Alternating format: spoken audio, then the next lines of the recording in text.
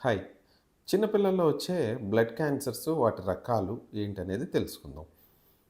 Childhood అంటే less than 10 years వయసు ఉండే వాళ్ళలో కామన్‌గా చూసే బ్లడ్ క్యాన్సర్ ఏంటంటే ఏఎల్ఎల్ అంటారు. అక్యూట్ లింఫోబ్లాస్టిక్ ల్యూకేమియా అంటారు. ఇది కాకుండా కొంత అరుదుగా వచ్చేది అక్యూట్ మైలోయిడ్ ల్యూకేమియా అంటారు. ఏఎంఎల్ అంటారు. ఇవి కాకుండా లింఫోమాస్ వస్తూ ఉంటాయి. కామన్‌గా చిన్నపిల్లల్లో వచ్చే లింఫోమాస్ ఏంటంటే హాడ్జ్కిన్స్ లింఫోమా అంటారు.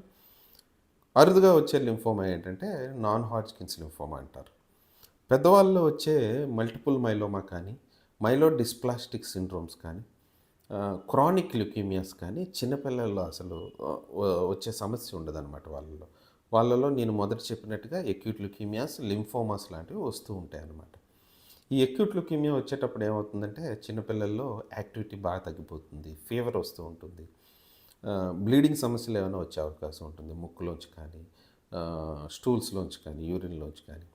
బ్యాడ్ ఇన్ఫెక్షన్స్ వస్తూ ఉంటాయి. కాళ్ళు, చేతులు వాస్తూ ఉంటాయి. ఆహ్, దగ్గరలో పీడియాట్రిషియన్ దగ్గరికెళ్ళి టెస్ట్ చేసుకునేటప్పుడు ప్లేట్లెట్స్ బాగా పడిపోవడం, హిమోగ్లోబిన్ డ్రాప్ అయిపోవడం, తెల్ల రక్త కణాల్లో బాగా తేడాలు ఉండడం, బాగా పెరిగిపోవడం గానీ, బాగా తగ్గిపోవడం గానీ జరుగుతూ ఉంటాయన్నమాట. సో, ఇలాంటివి వచ్చేటప్పుడు మనం బోన్ మ్యారో టెస్ట్ అనేది చేయించుకుంటే అక్యూట్ ల్యూకీమియాస్ ఉన్నాయా లేదా అనే విషయం తెలుస్తూ ఉంటుందన్నమాట. వన్స్ పేషెంట్ హిమటాలజిస్ట్ దగ్గరికి పీడియాట్రిషియన్ రిఫర్ చేశాక వాళ్ళ బాడీనంతా ఎగ్జామిన్ చేస్తే మనకి ఏ టెస్ట్ చేయాలి బోన్ మ్యారోలో అనేది అర్థమవుతుందనమాట. కొన్నిసార్లు లింఫోమా అనే డౌట్ ఉండేటప్పుడు బోన్ మ్యారో కాకుండా ఇనీషియల్‌గా లింఫ్ నోడ్ బయాప్సిస్ లాంటివి చేయాల్సి ఉంటుంది.